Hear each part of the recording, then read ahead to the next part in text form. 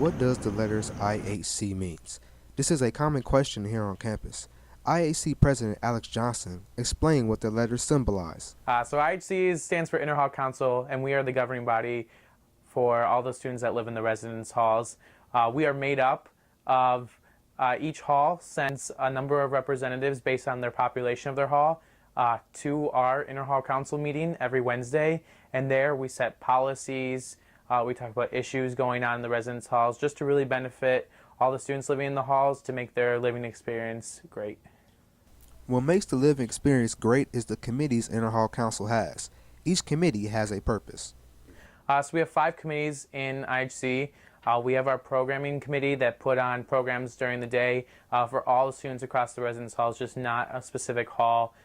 We do study days where we have coffee and stuff during finals week, outdoor movies, anything during the day really programming. That's what programming does. We have the late nights committee that puts on alternatives to going out, and so we have Club Wetzel, graffiti dance party, so really big dance party type things. We have our PR committee that just really makes some cool promotional items for Inter-Hall Council, and we have our siblings weekend committee that they put on our siblings weekend that we have every April, and they really make it a great weekend for all the siblings that come into Western. And then last, we have our issues committee that tackles all the issues going on in the residence halls.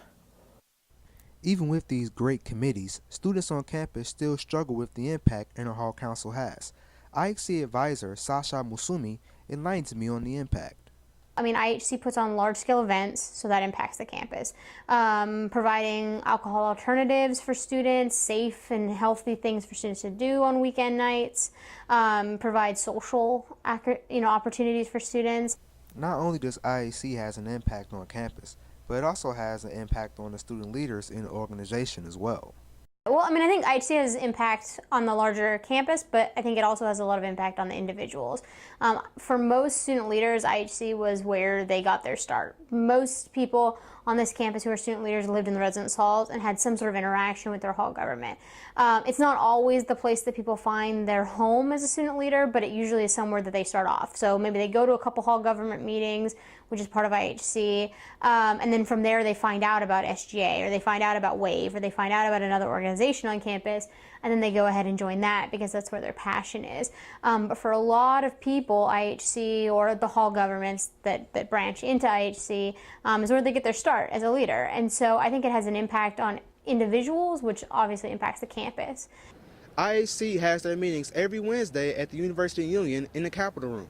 If you have any concerns, you can email ihc@wru.edu. For WRU-TV3, I'm Jason Moore.